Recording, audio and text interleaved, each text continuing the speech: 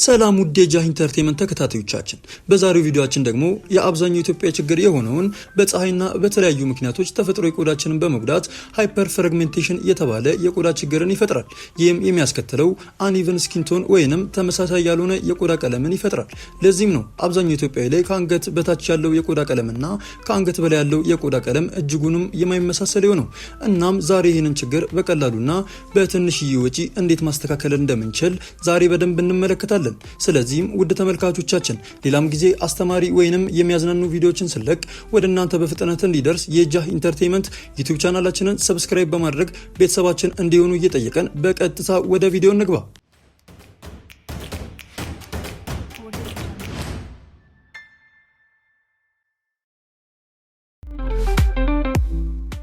አንደኛም ቲማቲም እናርጉ።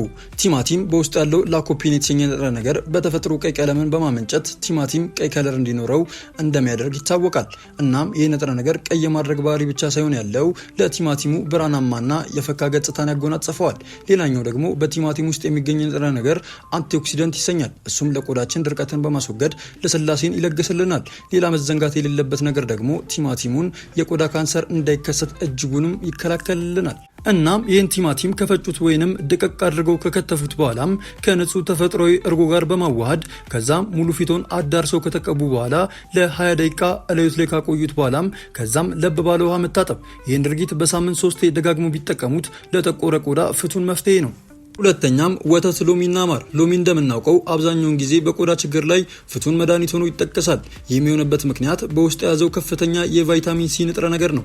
እናም ይህ ንጥረ ነገር የጠቆረ ቆዳንና የደረቀ ቆዳን በማለስለስ ያቀላል። እናም ሎሚን ከወተትና ማር ጋር በማቀላቀል ቆዳችን ላይ ከፍተኛ ለውጥንም ያስከትላል። ይሄንንም ለማዘጋጀት 1 የሾርባ ማንኪያ የሎሚ ጭማቂ፣ 1 የሾርባ ማንኪያ ወተትና 1 የሾርባ ማንኪያ ማር ማዘጋጀት። ከዛም እነዚህን ግብአቶች በጎድጓዳ ሳህን ላይ በማዋሃድ ይምቱትና ከዛም ይህን ውህድ ፊቶት ላይ ይቀቡት። ከዛም ለ20 ደቂቃ ፊቶት ላይ ደረቅ እስከሚል ካቆይት በኋላም ከዛም ለብ ባለ ውሃ መታጠብ ነው። ይህን ድርጊት ሁልጊዜ ወደ አልጎት ከማምራቶት በፊት ቢተገብሩት በትንሽ ጊዜ ውስጥ ትልቅ ለውጥ ታዩበታላችሁ። እናም ይህን ውህድ ደስ የሚለው ነገር የሁሉም አይነት ቆዳም ይሆናል።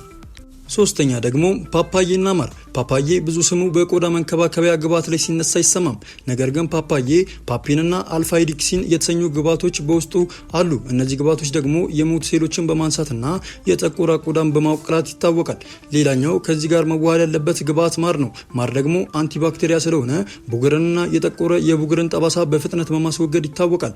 ይህንም ለመተግበር ግማሽ ኩባያ የተቆረጠ ወይንም የተጨመቀ ፓፓዬና 1 የሾርባ ማንኪያ ማር በማዘጋጀት እነዚህን ግብዓቶች በክብ ሳህን ላይ በማድረግ በደንብ አድርጎ ማዋሃድ ያስፈልጋል። ከዛም ይህን ውህድ በፊቶት ላይ ይቀቡት። ፊቶት ላይም ለ30 ደቂቃ ካቆዩት በኋላም ለብ ባለ ውሃ መታጠብ ነው። ከዛም ከ10 ደቂቃ በኋላ ድጋሚ በቀዝቃዛ ውሃ መታጠብ ያስፈልጋል።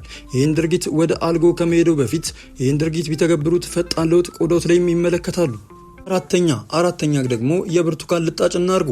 እንደምናውቀው ብርቱካን በአካባቢያችን የማይጠፋ የፍራፍሬ አይነት ነው። ብርቱካን በውስጡ በከፍተኛ የቫይታሚን ሲ ግብዓት የታጨቀ የፍራፍሬ አይነት በመሆኑም ቆዳችንን በፍጥነት ያቀላልናል። ጥቂት የብርቱካን ልጣጭን በመውሰድ እናም ለጥቂት ቀናት ፀሐይ ላይ በማድረቅ ከዛም የደረቀውን ልጣጭ በመፍጨት ከዛም ከንጹህ እርጎ ጋር በማዋሃድ ፊቶት ላይ ይቀቡትና ከዛም ከ20 ደቂቃ በኋላ ለብ ባለ ውሃ መታጠብ። ይህን ድርጊት በሳምንት 3 ጊዜ ቢተገብሩት ፈጣን ለውጥ ያመጣል። ማስተዋል ያለበት ይህ ግብዓት ለደረቀም ለወዛማም ቆዳም ተስማሚ ነው። አምስተኛም የድንች ጭማቂ። የድንች ጭማቂ በውስጡ ቫይታሚን ሲ እና አንቲኦክሲዳንት ንጥረ ነገሮች ስላሉት የጠቆረንና የደረቀ ቆዳን በማለስለስ ያነጣል። በተጨማሪም የሞቱ የቆዳ ሴሎችን ከፊታችን ላይ ያነሳል። ይህን ለመተግበርም 1 ድንች በማዘጋጀት ማጠብ፣ መላጥና በትንንሹ በመክተፍ በድንቹ ቁራጭ የተበላሸ ወይንም የጠቆረው የቆዳችን ክፍል ላይ በማሸት ለ15 ደቂቃ ማቆየት ነው። ከዛም በቀዝቃዛ ውሃ መታጠብ ነው። ይህን ድርጊት በሳምንት 3 ጊዜ በመተግበር ፈጣን ለውጥን ያገኛሉ። ውድ ተከታታዮቻችን የዛሬ ቪዲዮአችን እዚህ ጋር ያበቃል። ስለተከታተላችሁን እያመሰገንን በቀጣይም እንደዚህ አይነት አስተማሪ ወይንም አዝናኝ ቪዲዮዎችን ስለቅ ወደ እናንተ በፍጥነት እንዲደርስ ሰብስክራይብ በማድረግ የጃህ ኢንተርቴይንመንት ቤተሰብ እንዲሆኑ እየጠየቅን በቀጣይ ቪዲዮ እስከምንገናኝ መልካም ጊዜ ይሁንልዎ።